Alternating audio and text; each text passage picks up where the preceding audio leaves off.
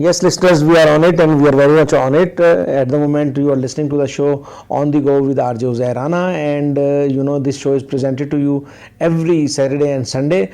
And Saturdays we come to you at the almost the last hour, and that is 3 to 4. Yesterday I was here and we were talking about climate change especially, and we talked about Indus Basin and the relevant things which are there in Indus Basin, and we were talking about the marine life, we were talking about the agriculture, we were talking about the water security and food security and water scarcity as well, because these are the new challenges to the world, and there are so many other challenges to the world as well, and peace is also there. So once we are talking about peace, so whenever there is some bone of contention, whenever there is some country which is having a buffer zone with other countries, so there are so many problems which are there, and both countries have to suffer, and especially the people who are in between, and they are not decided that which country they are from and which they are disputed areas we talk about. So there are so many other countries, there are so many other places as well where you can find such kind of land which is disputed. So once we talk about Pakistan, in Pakistan we are indissolubly linked with the Kashmir, and today is 28th of October, and this October is observed as a Black Day in the history of Kashmir and Pakistan especially, and because 28th October was the day when Indian army invaded Kashmir, and they went into the Kashmir and they just had they Jupiterized, I should say, such kind of partition, and they were not following all the stuff. So we are at the moment having a guest around. He is expert on these issues, and we will talk about that how this all happened. We will see the background of it, and we'll see that how many days. First of all, let me tell you that there are so many days which we celebrate regarding Kashmir. First of all, we have Yom Kashmir, which is on 5th of February. Then on 27th July we also have the annexation, Yom Ilhaq Kashmir is also there, and then this day is also there, that is celebrated on 28th of October, and this is called the Black Day. And I have already told you that this was the day when Indian Army intruded into the you can say privacy and the land of Kashmir. So we have Mr. Tauqir Ahmad with us, and he is strategy and security analyst on China especially, and as far as CPAC is concerned, so he was in the team of the CPAC, and in CPAC team he was delivering us the security things and all the plan which were made how to secure this CPAC route. He was included, and we'll talk about that as well. But before we talk about this thing, there is one more date in the history, and which is again a Black Day, that was 5th of August 2019, and in that times you can say that 35A was act and 370 article was invoked by India, and we will talk about that as well. So there are basically 5 instances in the year where we talk about Kashmir. One is Yom Ilhaq Kashmir, Yom Sayah, and then Yom Tasis Kashmir, and Yom Kashmir as well. So these are the 4 basic days. So first of all, Tauqir Sahab, we welcome you in our studios, and we are very grateful to you for your time. Thank you very much for inviting me on today's day, which is a Black Day. Today, the 27th of October 2024, is the 77th day of oppression and aggression of Indians in Kashmir. Yes, sir. The issues it's known to us, but I think in Pakistan, many people are unaware what is actually Article 35A and 370, what happened in 1954, and what happened on the 5th August 2019. So I think we should talk about this a little bit. What is the article, and what is the article of the Constitution of Pakistan 275? So 35 or A and 370A clearly states that there will be no outside settlement in occupied Kashmir. Okay. number one, which is very important. Secondly, that the central government of India will have a limited influence on the people and in Kashmir affairs. Okay. But it is not done. Then what happened on the 5th of August 2019, that as you have mentioned, it was revoked and India did annexation of Kashmir. Yes, sir. And we could not do anything except talking about it. And creating hue and cry. And creating, you are right, hue and cry, raising our fist and chanting slogans. We need practical. We need to do something practically. We have to bring the word attention of the UNSC resolution, which is self-determination right of Kashmiris. My question to the world is that why, despite the fact that this resolution was passed, no sanctions were imposed on India. The main reason for that is economic interest. Economic interest is everywhere. Yes, that is correct. If you compare, I have some figures here. Yes, sir. Yes. See, the United States has about $86 billion trade with India. Okay. China has $110 billion. EU, $136 billion. We in Pakistan, we have total trade with this country is $14 billion only. Out of which $9.6 billion is our import, and approximately $5 point something billion is our export to them. Okay.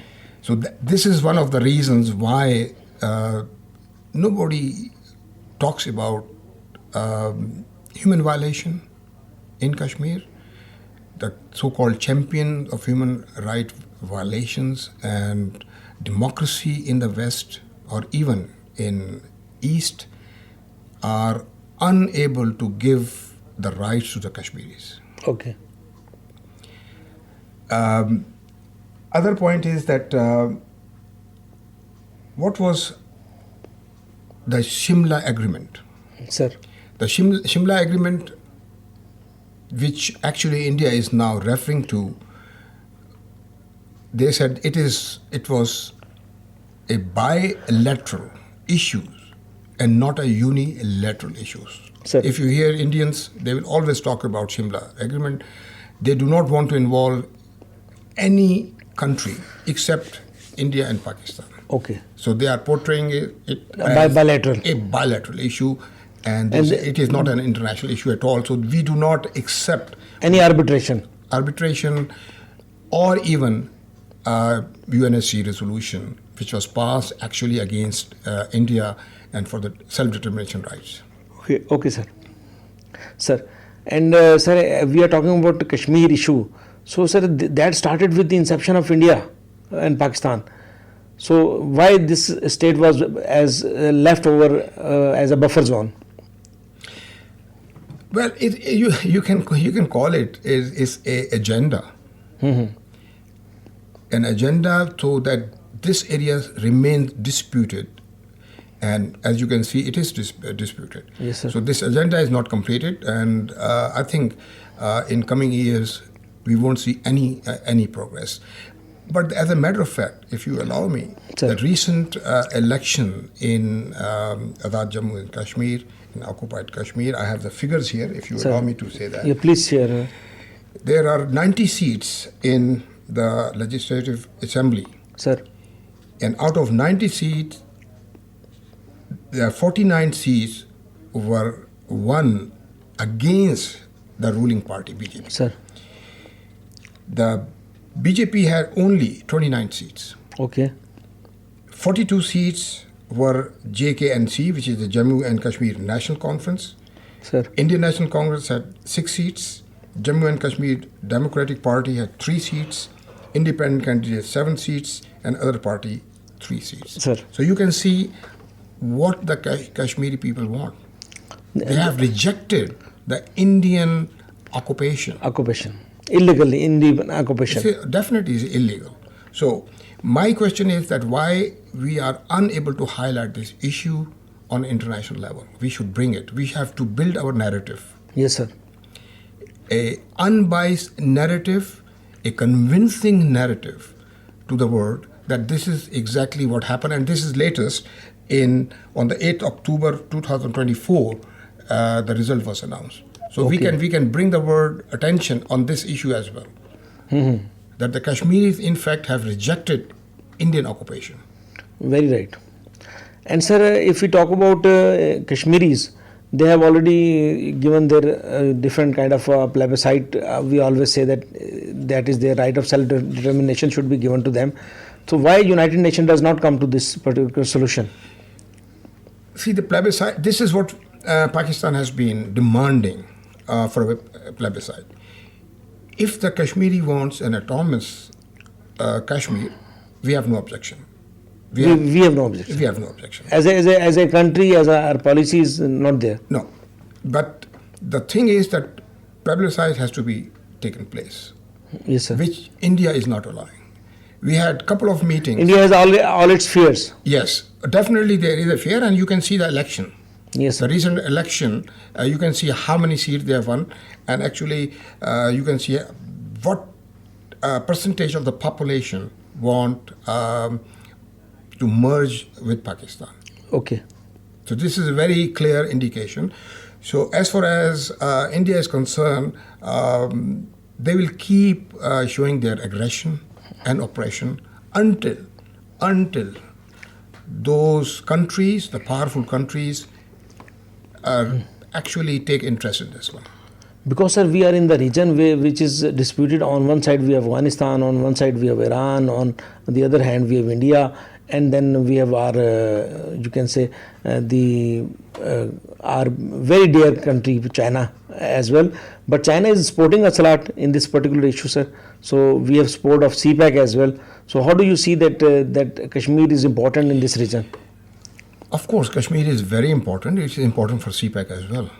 Why long before CPAC started, we called it main artery for Pakistan. Sir. There are reasons. When we talk main artery, it's nothing to do with the blood, but it is water. Water security. You know, your Chenab, your Indus, your Jhelum, everything. Indus Treaty. And as you know, what India has been doing, they were stopping water, and when there was more water, they were just throwing it, releasing the water. And we were having floods. We are having flood. So one issue is the water. The secondly is the strategic position of Kashmir, because if we go on to these routes and we see the area, you will find that it is directly linked with CPAC, CPAC route. So for us, it is very important to protect it. And if we don't do it, then we have a problem with the CPAC also. Sir, so you were part of a think tank, and that think tank was working on CPAC especially and other security matters as well. So would you please like to share your experience on that? Thank you very much. In fact, our think tank made a proposal and a policy paper wrote for the government, and we have made a lot of recommendations in 2017. Unfortunately, those recommendations are not remain the recommendations. Remain on the piece of paper. So first of all, the point what we suggested was that the Parliamentary Committee on Kashmir should be taken out of the Parliament. It needs to be reconstituted to make its membership broader and inclusive. The committee needs to be made more effective and in tune with the current times and development. And the committee should comprise people involved in the Kashmir struggle from Pakistan, AJK and IHK, and their representative of Kashmiri diaspora, mainly from UK, Belgium and the USA, should be involved. Retired senior diplomats who have been involved with the issue and have multilateral experience. Retired senior defense official involved with the issue. Representative of each house of the parliament and representative of AJK Parliament as well. The civil society should be involved as well. Okay. Thus, we should set up an active publication center to disseminate position papers, situation reports, and newsletter to avoid audience locally. That is very important. Internationally. Organize international conferences, seminars, workshops, and roundtable discussion in Pakistan and abroad. Delegation may be sent to mobilize, support, and create awareness. Hire lobbyists in consultation with the Ministry of Foreign Affairs for advocacy campaign and the lobby support for parliamentarians, congressmen, and important numbers of civil society and export Very good. groups. Annual budget should be allocated for the working for the committee. Okay. Establishment of a Kashmir Wing in the Ministry of Foreign Affairs. Okay. Kashmir Wing should be there. Yes. A wing it should be established in the Ministry of Foreign Affairs exclusively dealing with the Kashmir dispute under the direct control of Minister of Foreign Affairs. Okay. Simultaneously, Kashmiri cell should be established by the Ministry of Human Rights to take up cases, human rights violation taking place in occupied Kashmir. Illegally occupied Kashmir. That's right. So, actually, what is happening is that we... IIOK now we call it. Yes. In Indian illegally occupied Kashmir. That's correct. We have used this term also in this policy paper. Pakistan should follow a proactive policy on Kashmir. So far, Pakistan's response has been reactive. Okay. Either to shifting positions of India or the development in IIHK. As far as uprising in IIHK are concerned, we have more or less followed bandwagon approach and often reacted after the events have been taken place. Okay. Then we should brief the experts and about the treaty and particularly the 35A and 37, the 370, because a lot of people they do not know what actually it is. It is. So would you like to shed some light on it? Yes. See, the 370 clearly shows that the central government of India will have a very little influence, as I said previously. Secondly, that no outside settlement will be done, which actually India is now doing it because they are bringing all retired and civil officers from the India to this area, and they are paying a lot of money to change the demography. So once if there is a plebiscite, then they will show it that we have the majority. They have the majority, but in fact, as you see, the 8th of October 2024 is the clear evidence that BJP has lost. Okay. So we have to highlight this issue. Fine. Then we should have a composite dialogue and a resolution of Siachen and Sir Creek. Yes, sir. Disputes as well. That is very important for us. That is important. We should have interstate relation dispute resolution and bring to end process actually. Okay. There are numbers of proposals we actually wrote in this policy paper, but as I said, unfortunately, they were not implemented. So we have to work on it. I would also recommend... And during this policy paper, who were contributing to this paper? Well, we have diplomats, former ambassadors, former foreign secretaries. We have the military officials. Military officials. We have people from the Ministry of Foreign Affairs. We have academia. We have scholars. The key people in Pakistan. Okay. They contributed to prepare this policy. So we took almost from all field experts from the all field to prepare this policy. Okay. So sir, if we talk about CPAC, so what was your contribution to CPAC, sir? CPAC, when it was introduced in 2015, so I was invited by the Chinese in China, and mostly we talk about the security, how to provide security to the Chinese. Because there had been so many issues in Dasu and other countries also. Dasu was later on. We had a Karachi incident and we have recent Karachi incident as well. And In fact, I made a proposal security proposal from Source to Gwadar. It is 2,610 kilometer long route. Okay. So route security proposal was prepared by me. I identified 26 camps on this route with 100 kilometer apart, and I wrote that we should have a patrolling on this route as well. As you know, Dasu route is on this On this, okay. Unfortunately, it was not implemented. So we had certain casualties. we have many casualties, not only Chinese, but look at from Pakistani side as well. Yes, sir. Civilians, There were so many. the military, We went with our rangers, with the police, who were martyred. they were martyred. So, as a matter of fact, we have to provide a foolproof security. I was recently in China, and I had a discussion with them also, and they were actually very worried about the security. And I think a couple of days back, Chinese ambassador was in Gwadar, and he again highlighted the issue. And the Prime Minister of China was also here to attend our SCO, and he also highlighted the issue of the security with Pakistan government and the Pakistan security personnel as well. So I think if we concentrate on the security and try our best to provide foolproof security to China, then we will be succeeded. Otherwise, I see a lot of problems because also with this time when I was in China, the people and the concerned authority, they were very, very worried about it.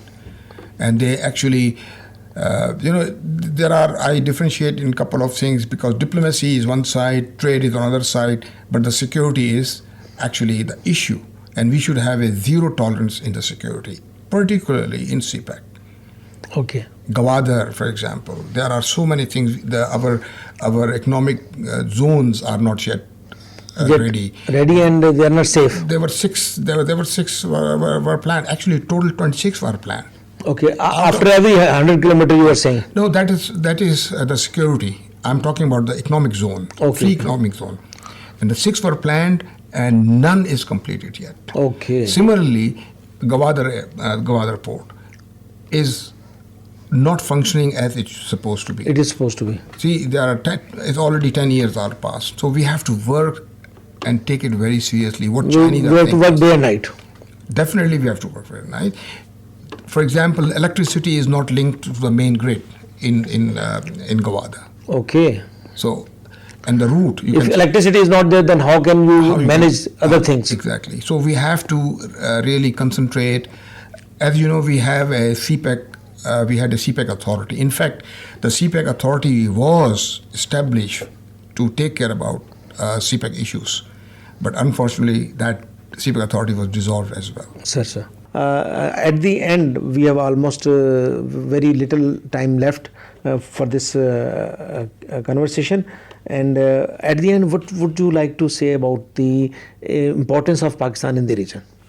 Well, geographically and strategically, Pakistan is the most important countries, and that is the reason why, if we from the east and west, we are actually the most important country in this region. Okay. So thank you. Thank you.